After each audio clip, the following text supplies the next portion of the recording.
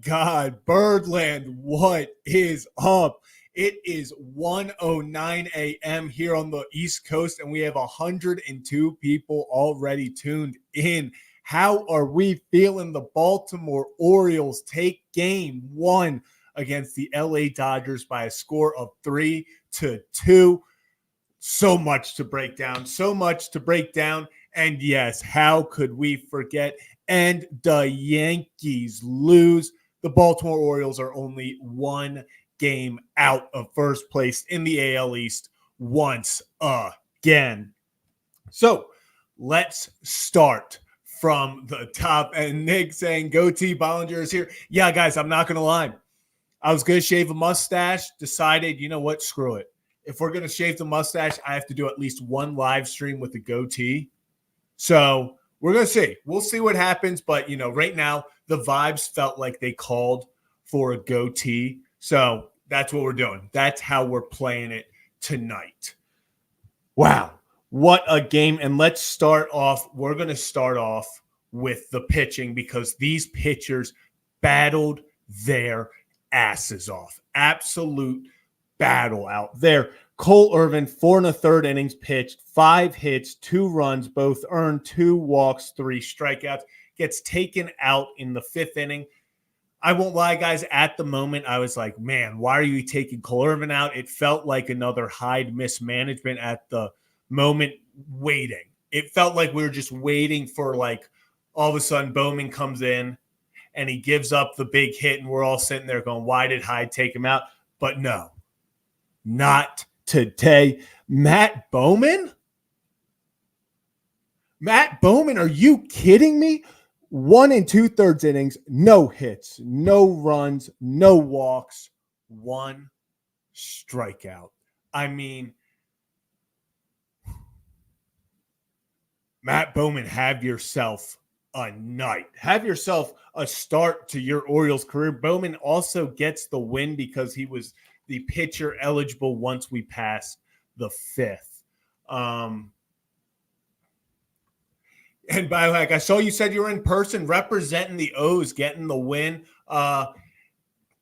Yeah, I'm not gonna lie. That umpire gave us some. I don't know if it was Adley Rutschman is working on the framing or if the ump was just, but if you were a batter specifically for the LA Dodgers, there were some bad ones. There were some bad ones. And Mason, I like the way you think. I'm just gonna say the one up is Adley's framing. Absolutely loved it. So let's move on. Cionel Perez. Is it me or does this bullpen just go to a different level when Cionel Perez is pitching well? When Cionel Perez is pitching well and can be that dominant lefty you bring out, obviously we know about Danny Coulomb. We hope he comes back. But when Cionel Perez is at the top of his game, he is I would say he's a top 2 pitcher in this bullpen. I would say he's a top 2 pitcher at his peak in this bullpen. It's just, it seems like when he's on, no one can hit him.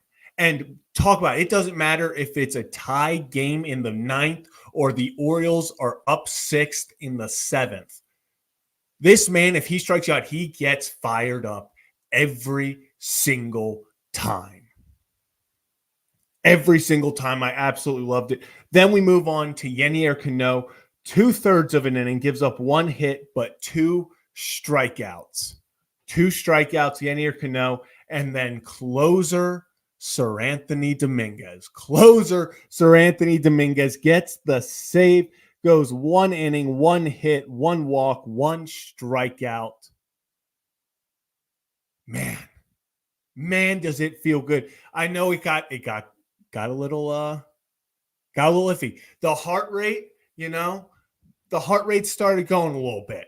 The heart rate got going a little bit, and I won't lie. I would be lying to you if I said I wasn't terrified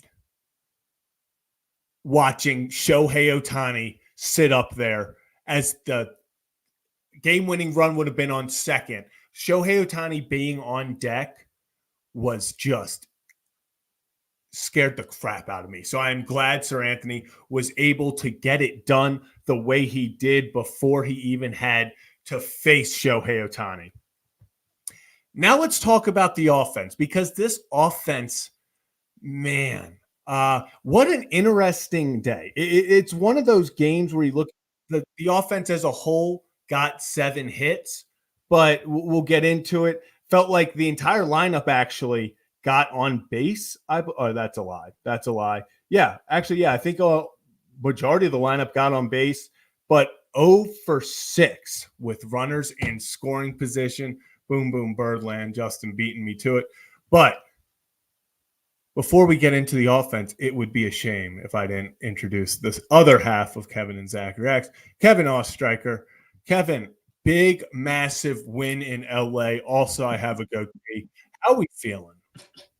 You're looking good. You're yeah, this was a last-second decision for vibes. This was a vibes decision. Let's go. Just got finished with my afternoon tea time. We're coming up on dinner at 1:15 a.m. here. This is peak Kevin hours. Yeah. Welcome in, everybody. I know we had this a little earlier in the season with that Angels set and the Mariners, but welcome in to real Kevin hours right now. Wasn't easy. I definitely am. I'm not gonna lie to you. I thought that that exchange between the Dodgers and the Orioles in the 6th, where they both got two on, no out, and you're like, oh, nice. The Orioles, they were able to get out of it, and then they did the same thing, and I'm just like, how crazy would it be if the exact same thing happened to the Orioles? And lo and behold, 2 on, no out, they can't get a run in, and I thought to myself, man, that's gonna hurt them, isn't it? But man, that bullpen, it felt like it should have.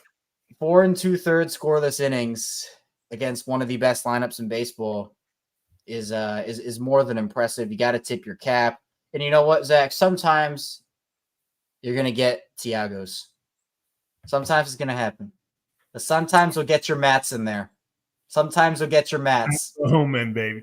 And that's how it goes. I want to credit. I think it was Orioles fan Freddie the Orioles fan who said this, but tweeted something out about Matt Bowman, and then in like parentheses or something said this generation's Birch Smith with another fantastic outing. And I thought that was hilarious.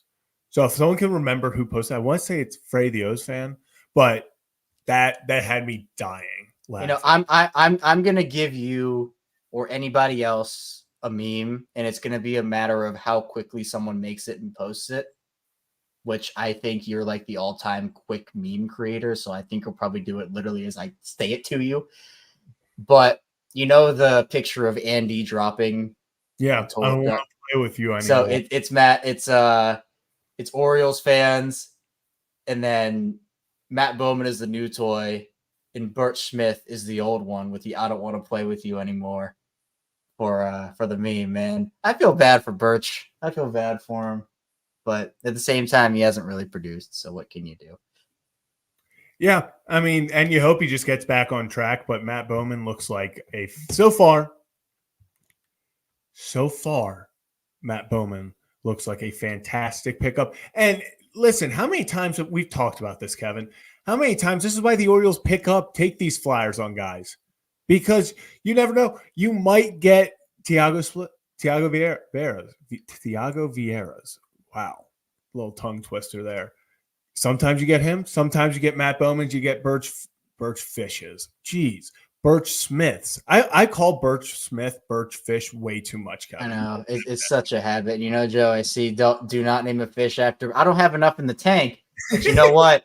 We have 12 of these. And we'll name all of them if we have to. We'll name all of these if we have to.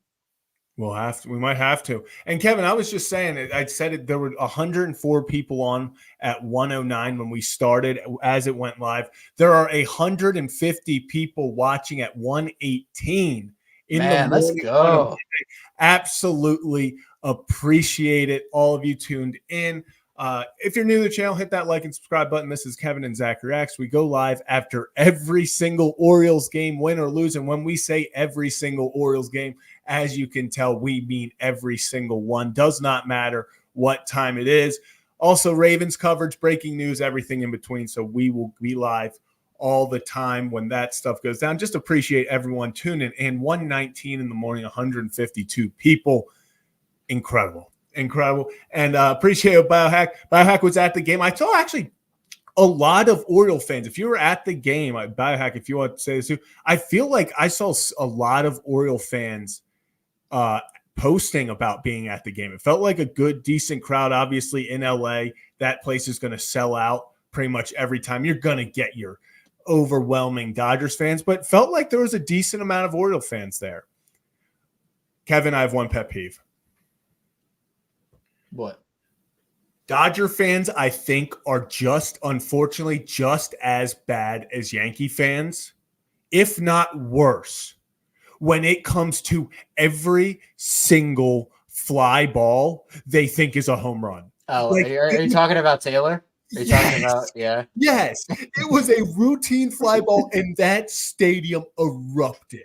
My heart dropped. I was like, damn, it must be out of the stadium. Like, he just put this on planet or on Mars.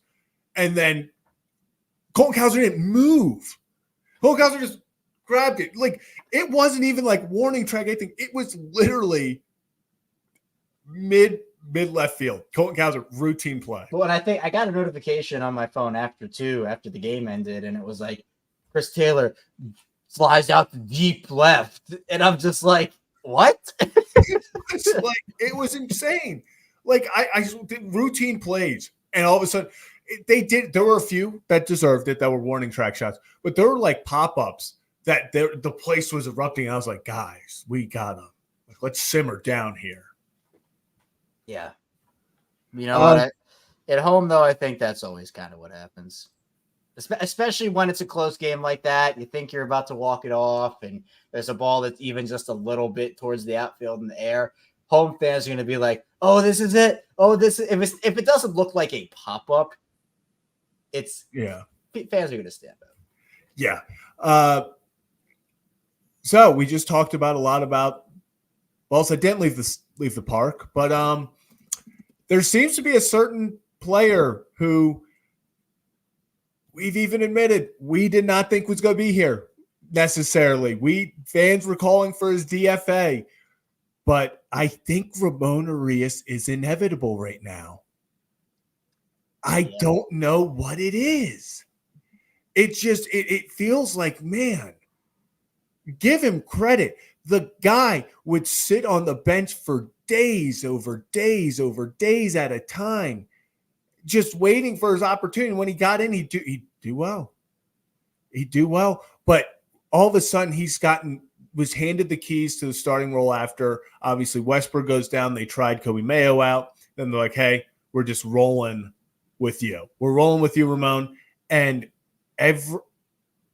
talk about producing. I will never give another man the producer label, but Ramon Urias right now is putting on his best Jordan Westbrook impression, in the fact that when the game needs it the most, the man is coming up with a clutch hit, another go-ahead home run, ends up being the game winner in the fifth.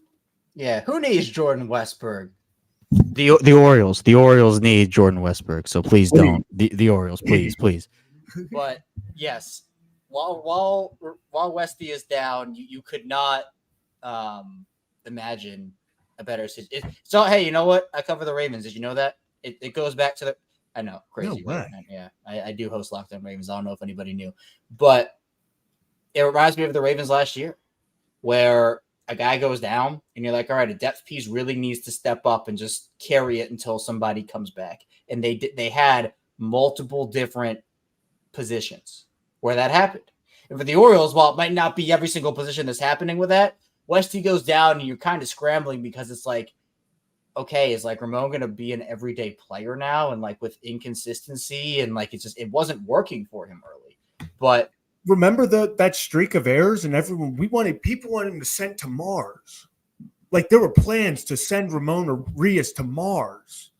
Like, we weren't even talking getting him off the 40-man, getting him off the 26-man roster. People are saying, get the man off Earth. Like, send him to another planet. That after he was dropping the big one where he collided with Gunnar and everyone just blew up. And now it's Ramon Urias saves the team again. Yeah. And again, if the Orioles somehow lose their ability to hit home runs in the playoffs, they're not winning a game. They're not winning one single game. Because let's play the game again, Zach, and it's always fun to do it after wins, but not after losses. How did the Orioles score their runs today? Well, I believe it was 2 home runs. Wow.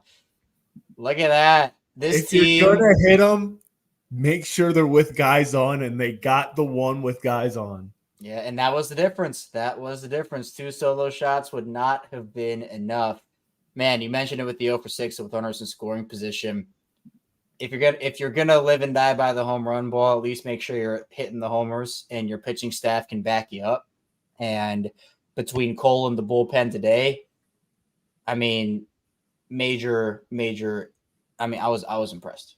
Yeah, and Jeremy, this is talking about Ramon Urias. Yeah, depth is. This is why you can't just, and Ryan talks about this all the time over at the Ryan Ripken Show, you can't just expect a guy like Kobe Mo to take Ramon Urias' role. You can't expect rookies to come up here, play inconsistently, spend 2-3 days in a row on the bench, then get called up to pinch hit and expect them to produce. It's tough for a rookie. Ramon Urias is a ball player.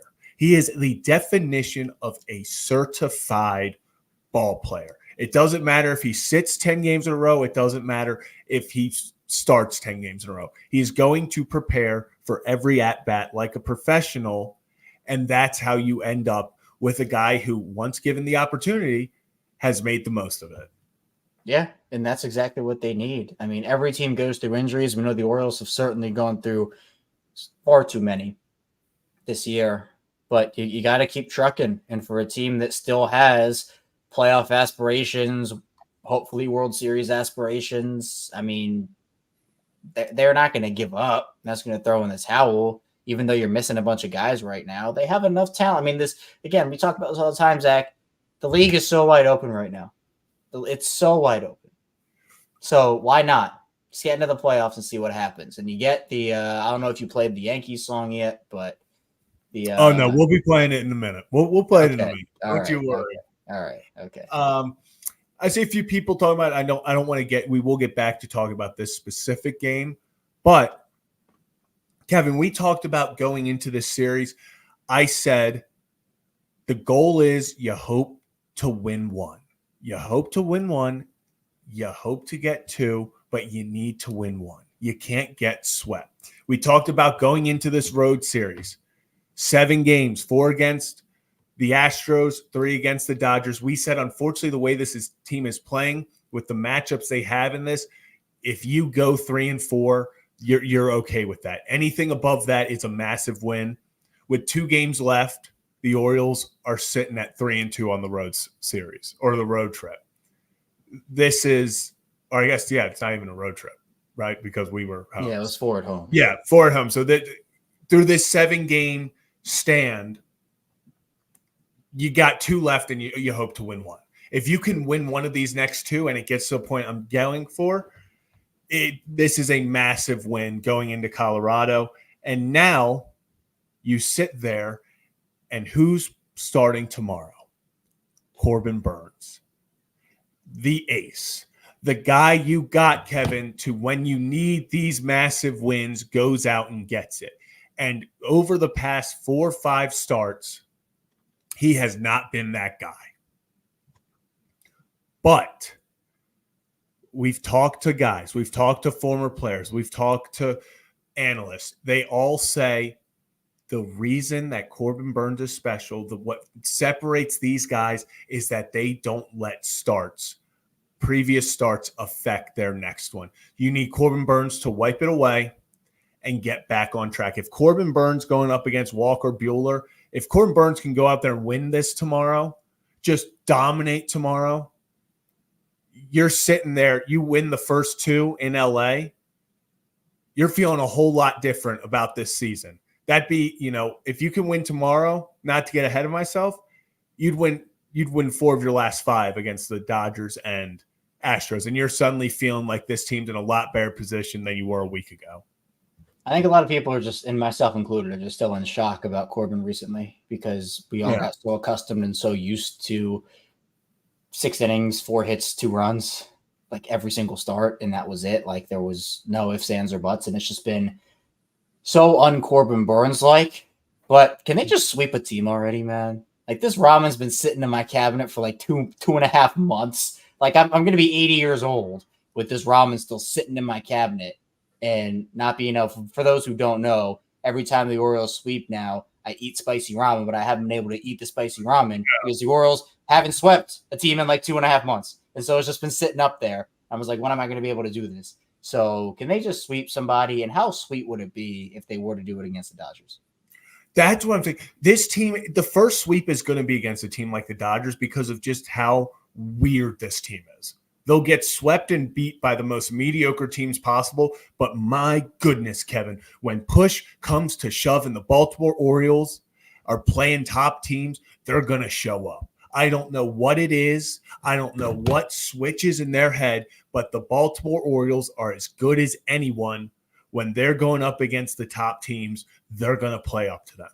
That's how they stole 2 against the Astros. That's how they go out there and win tonight. They took 2 of 3 against the Phillies when they kind of were struggling. Like this team, when their backs are against the wall and they're playing good teams, it seems like more times than not, they step up to the plate and get it done. Yeah. They need to, and that's good news for the playoffs. I mean, if they want to play good against good teams and bad against bad teams, well, good teams are in the playoffs. Bad teams aren't.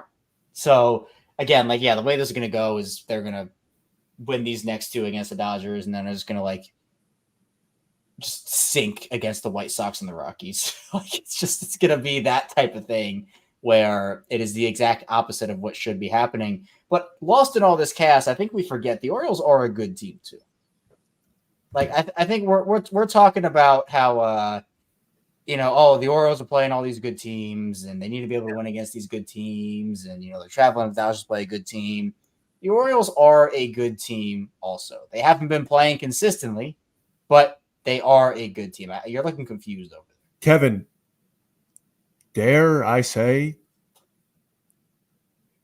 the O's are fine? The second you said dare, I knew you're dare I say the O's are fine? Now, you say it more than Ryan now. Ryan doesn't even say it that much anymore. You say it more than he does. Because now it pisses people off and it makes it even better. So you're just a menace. Dare I say, Kevin, wow, the Baltimore Orioles are fine. And they're going to be even more fine. I mean, Kevin, look at it this way. Remember how legitimately a week ago we were sitting here and I was like, I'm not going to lie, for the first time, I'm kind of getting concerned about the playoffs. Orioles are 8.5. Wait, let me say, 8.5 games up for the playoffs. It seems like just 3-4 days ago, that number was sitting at 5. Like the Orioles over the past week have been gaining more momentum than people think. They're 5-5 over the last 10. They're getting back to playing more consistently. I mean, it just feels like this team is destined for some massive breakout down the push. And Kevin, I say I'm drinking the Kool-Aid. Call me an optimist. Say I'm biased. I'm looking at it through my orange blinders.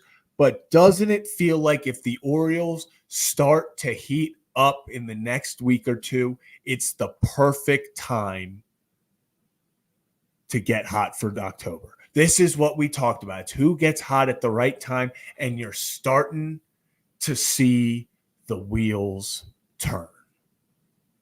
I mean, you'd hope so. And this is what we were saying, where you would rather them go through struggles in August and find it down the stretch instead of be super hot for June and July and into August, and then the wheels just completely fall off.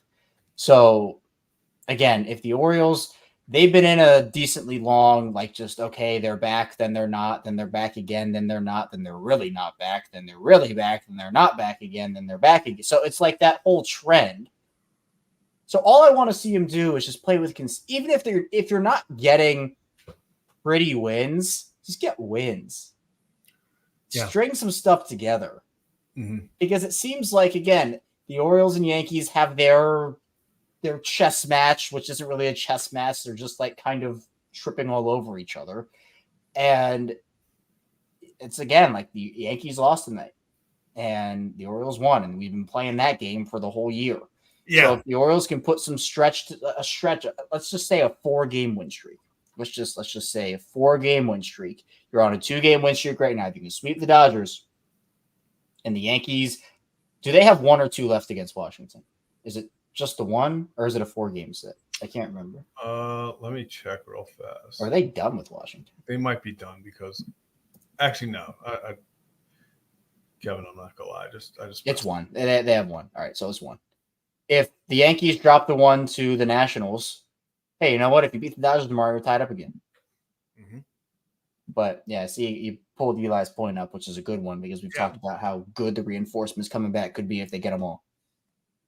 Yeah, if they do, you add guys like Eflin, who I think we both agree.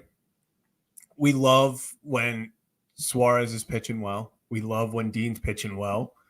We love when these guys step up. But if there's someone right now, including Corbin Burns, the way he's pitched, that you want back in this rotation more than anything, it's Zach Eflin.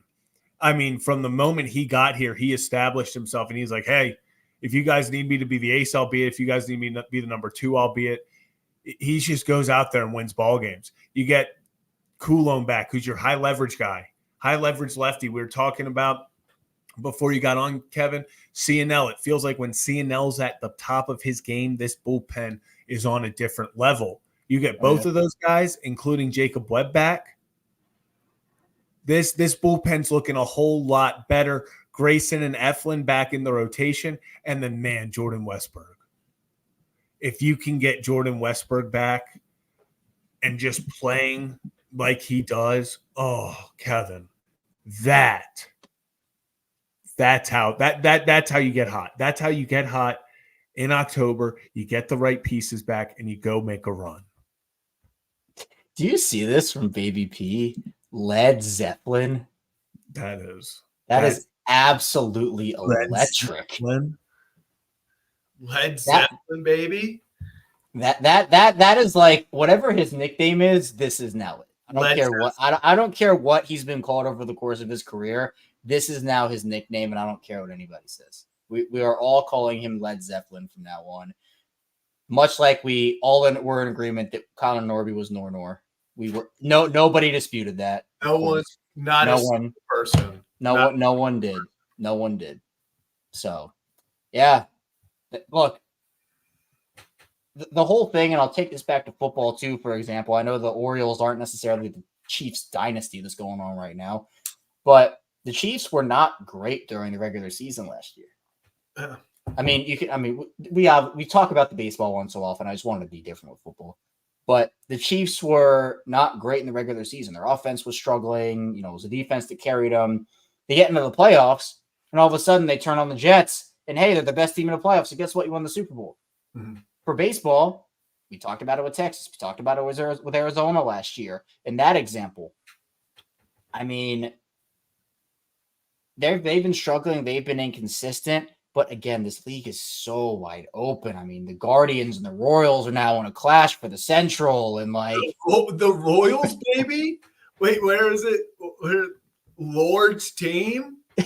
Lord's team. The Royals are electric right now. They're the Royals are going to F around and win that damn division. They probably will with the way the league is going this year. Like, no one wants to be the team. There is not a team this year. You can talk about, who do you like more than this other team? Is there like a little gap that you feel this other team is a little better? There is not like the 2 or 3 top dogs this year. There are like 7 or 8 or 9 or 10 teams just bunched together, and the Orioles are in that bunch. So if you're in that bunch, you have a shot. And if you play baseball the right way at the right time, you're probably going to go far. If you don't, you're done. But if you do, you can make some noise. So, Kevin, me and Rip, we talked to Jerry Harrison Jr. today, right before the game, just to preview the series, and he actually, something that he talked about was, he said playoff series, the baseball season is like a boxing match.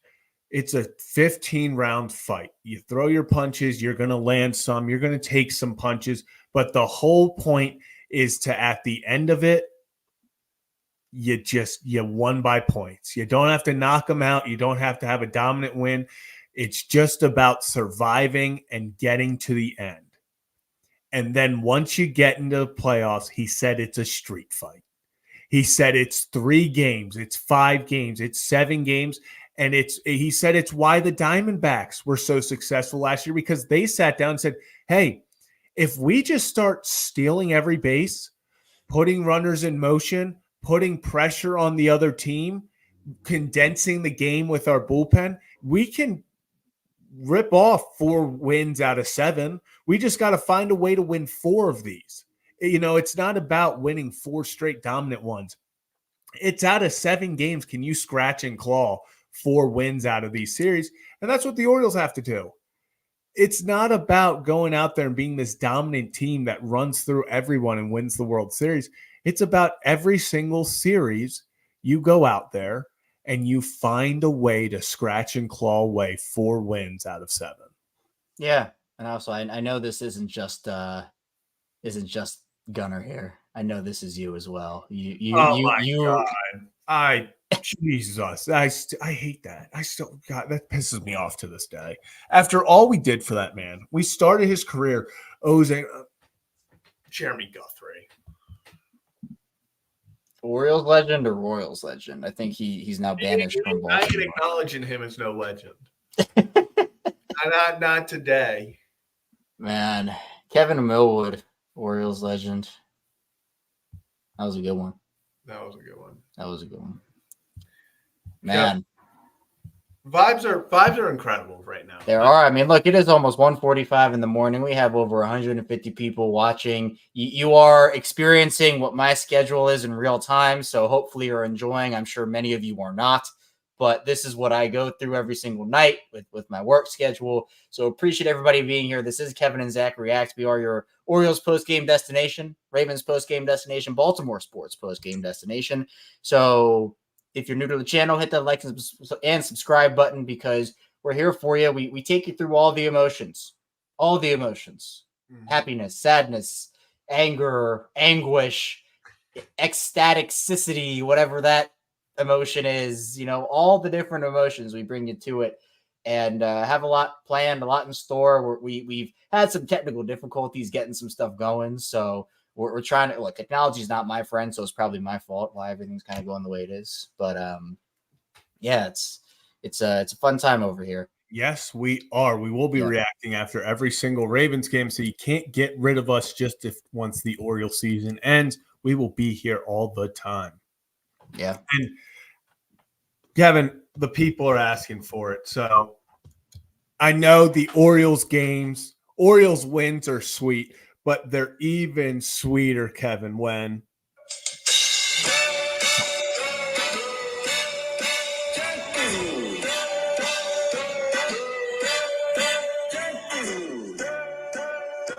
Kevin, the New York Yankees lose, and the Baltimore Orioles are just 1 game out of the AL East.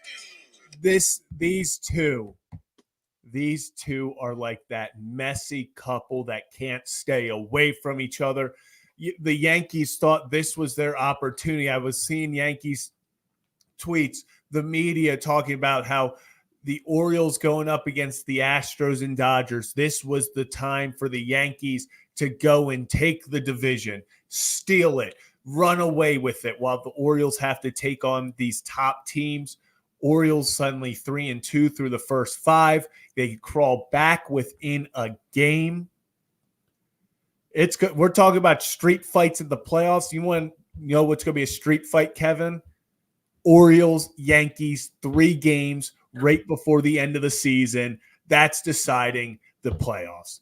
That's deciding who takes the division. That's why that's going to fire me up. Kevin, we thought I was fired up the last time we did a Yankees stream. This is going to be. I don't know if you can top your Heston rant. That was an all timer. That was, and you know what, Kevin? He's still out. It's August 28th, and he's still out. So I don't regret a single thing I said on that. Bush League. I mean, I agree with you. I agree with you, but man, that was like 20 straight minutes of like just pure passion. People should have known it was about to be night when I walked in with this straight face. I said, I'm going to give 5-second warning for everyone that I'm going to start cursing a lot. So if there are kids around, you might want to get them away. And then I counted to 5 in my head. And then it was you were just staring for 5 seconds. And I'm just like, I have no idea what's about to happen right now. Like there is nothing that I expected something and it just went completely off the rails. So yeah, man, that energy in the park too is going to be unbelievable. Unreal. Unfreaking real, Kevin. Also unreal that we're 39 minutes into a stream that started at 1:05 a.m. and we still have 149 people watching on YouTube, plus others on Twitter. You guys are awesome. Yeah, well, look, man. I mean, I see this Kevin's Red Eye All Nighter stream. I mean, look, that's not up to me. It's up to everybody else because I have repeatedly said that 2,400 subscribers on this channel, I will do a 24-hour stream. We'll be doing a bunch of crazy stuff, a bunch of awesome stuff. That one will be will be virtual for that one. When we get to 24,000 on the Ryan Ripken Show channel, which, by the way, this is a part of the Ryan Ripken Media Show empire, we are going to be doing a 24-hour stream from the studio. And obviously, look, I wasn't there on Monday for the show. I had to do Bleacher Report stuff. But that Skycam, I'm going to be diabolical on that. Dude, the Skycam, so much room in the Skycam for activity. I'm going to be running around. I'm going to try to get fastest run around the studio time. I'm going to be just running around all the time. I saw my desk was in the corner. I'm going to put a bunch of stuff on my desk. I'm going to do all that. And let's go, Jeremy. Let's go. Again, also, you mentioned a lot of Orioles fans there. Mike, we're definitely live watch alongs are coming soon. Yeah, we have to get the technology's been our issue. How to do it, but definitely by the end of this season, because trust me, for playoffs, it's gonna.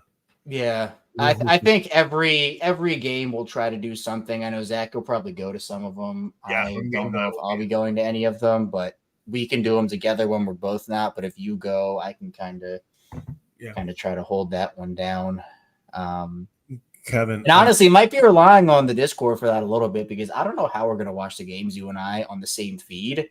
So I know the Discord already does watch alongs, and if we just kind of pop in there on the lives, and you and I can, because the whole difference is like if Zach and I are watching separate streams and Zach is like 30 seconds ahead of me or something, then it ruins the whole thing because Zach's going to react and I'm going to be like, what the heck's happening? So we have to be on the same feed one way or the other. So whether that is in the Discord or we find a different way, it'll, we'll figure it out. And I see Maddox asking call-ins. Yeah, same thing. Where's the technology? Long story short, we've tried like 3 or 4 different times to set stuff up, and it just has not been cooperating with us. I think we might have a breakthrough, and it might be coming in the next couple of days. But once everything gets set up, we will kind of start putting different things in motion. So that's kind of the update on where we are with that. Yeah, and then Kevin, I also saw from Maddox, just because we're here for Kevin, real quick, Hardy over Wade. Well, I did react to this over on Locked On Ravens, so a little shameless plug. That's what I was doing before this. Is I was in the middle of recording Locked On Ravens during the game because I needed to get it done. So I had the stream and the recording, obviously paying attention, but I had to stop my watching for a little bit doing that. I would have personally kept Dane Wade, but the reason the Ravens kept Deontay Hardy was because of his special teams ability and his return role. But to me, it's almost like, do you have anybody else in the roster that can return? And how much value is Deontay Hardy? If Wade makes the practice squad, it's no harm, no foul, obviously, because you get the best of both worlds. But I think I would have kept 7 And like Josh Jones made the roster. I don't think they needed to keep Josh Jones. Yeah. I don't think they needed to keep, I know you're going to hate me. I don't think they needed to keep Rasheed Ali. I think they could have put him on IR. Yeah, So I could not believe he made like obviously I know Owen Wright. We'll see what happens there, but like well, I thought that both guys would go. Well, Owen Wright he's done for the year. Owen Wright's done for the year. So well, yeah, so that's what I'm saying. Like I thought like with him going on, like they would just pick someone like I didn't I think he goes on IR tomorrow or the next day and they bring in a vet. But I don't know why you wouldn't do that now. Keep Dayton Wade and then figure out the roster construction elsewhere. So I had like a 5-minute thing on Locked On Ravens about it where I'm like, is the value because if originally it was, top 5 guys were safe, Deontay Hardy included, and then it was like, oh, it's really like Dayton Wade versus Tyler Wallace versus Malik Cunningham versus Anthony Miller, all those guys, right? But then Tyler Wallace earned a roster spot. Without a doubt. So then it becomes, okay, it's Dayton Wade versus Deontay Hardy. Like that was where the conversation turned from Wallace versus Wade to Hardy versus Wade. But look, man, this is a special teams team. Like it didn't shock me. So it is what it is. But I mean, it'll be tough to lose him and then see him go off elsewhere and do something. But I don't know. I expect the Ravens to lose a couple guys off of waivers tomorrow. So yeah, and we'll see who they pick up. I think there's also going to be guys that they pick up because there's a lot of talent they got left. Yeah, whether it's vets or waivers, I would expect more vet talent. I just think because for a young team already, unless it's like a Frank or a Junior who would be awesome, but I don't think he gets to Baltimore. Would it? It's like Samaje Perine or I would love Samaje Perine. Yeah, Samaje Perine. That's my guy right now. That's who I want. Yeah, Noah Brown. I know that I also talked a lot about John Mechie on Locked On Ravens. I would love it. I don't think they trade him, but like coming back from leukemia and doing that whole thing was super inspirational. And then again, hasn't done much in his career, but you have Diggs, Nico Collins, and Tank Dell. It's like Mechie's a first rounder 2 years ago, and he's your 4th wide receiver. Like, I don't know. By the way, I saw something on ESPN today. I don't know if you saw the post, but it was a huge like, do not draft. And Stephon Diggs was the face of the post. And I'm just like, is Zach Bollinger working for ESPN right now? I'm telling you, dude, don't draft him. Don't draft. I did cave though. I told you in the 4th round I took Nico Collins because I was so scared. But I'm just. Well, what's Diggs' ADP? Is he going like 3rd? Yeah, round? He's going like 3rd. I would if Diggs is your number 2, I'm fine with that. Yeah, like if you can set if you can go like Justin Jefferson, you can get Derrick Henry and then Stephon Diggs, man, you're cooking. You get Mahomes or Allen or Lamar in the 4th, man, you're vibing. Yeah, dude. I did another draft tonight, fantasy draft tonight. This was a dynasty, 12 team dynasty. Oh, wow. I'm not gonna lie, dude. I absolutely cooked. We could theoretically do a Ryan Ripken show dynasty. Dude, we honestly should. I think that's what because we do have some special a special draft plan. Maybe we just make that a dynasty league with everybody. Yeah, I would almost be more down with that. But yeah. I had a Locked On Dynasty league, and then I was appointed commissioner and forgot the league existed, and then it folded. So nice, fantastic, Kevin, love it. Yeah, well, then also like half the league left, and then no one wanted to do it, and I'm just like, are we just gonna put Justin Jefferson in free agency? And I'm just like, I think the league is done. Yeah, sorry to break it to everyone. It's done. It's done. Yeah. So, well, Kevin, anything else you got about the game tonight? I don't think so, man. I mean, you kind of touched on it all earlier. I know it came on a little bit later, but guys getting on base, got to get those guys in without the home run ball. But Cole only allowing 2 runs and the bullpen allowing none. I mean, you got to tip your cap to the pitching. Offense still, you'd love to see a couple more runs there because you don't want to ask your pitching staff and bullpen to do this every single night because, well, look, they've stepped up time and time again. They can't do it every night. Your offense has to be able to score more points. I'm in basketball mode apparently, or football mode, but runs, there you go, more runs. I think, again, well-balanced efforts win games, and that includes offense, defense, and special teams. I'm kidding. Real quick though, 1 up, 1 down before we go out because I guess we didn't do that. I'm gonna go my 1 up. I'm gonna go Matt Bowman. Just dog, absolutely loves it. That would have been mine. I'm gonna go Ramon. Yeah, has to be Ramon. I think those are probably. I mean, you could give it to Cole too, starting and doing his thing. Yeah, Well, there's still a a lot lot of hard contact, but 2 runs. You'll take that against the Dodgers. Yeah, exactly. My one down. I don't really think there's a one down tonight. Maybe Seti didn't get a Yeah, hit. I was going to go steady. Only guy who didn't get on base, but I'm not. Yeah, I one mean, down. yeah. If I had to pick, I was going to go steady. But I mean, Yeah, the umpires are pretty bad both ways. I So like guess, this. One down, runners in scoring position. Yeah, That's just that's fine. That's fine. I'll take that. yeah, exactly. So I'll do that. Runners in scoring position. I think we can both agree on that one. That works. But, yeah. So I think that is going to do it for us tonight on another episode of Kevin and Zach Reacts. 1:54 in the morning. Let's go. 2 a.m. man. Let's go. 2 more of these coming up. Get ready to get your coffee. Coffee on the pot. Take some espresso shots. Do your thing. Get ready, man. We're coming with 2 more because they're doing Mountain Time against Colorado, right? So there's an hour. Yeah. So those games are like 8. So we got 2 more 10 o'clock games coming up, which means 1 a.m. start times. It's going to be a fun ride. Gonna be a fun ride. And Kevin, where else would you rather be? So we'll be back tomorrow in the early morning again as the Orioles will take on the LA Dodgers. Corbin Burns versus Walker Buehler. Orioles win, Yankees lose. We'll see you back after tomorrow's game. And as always,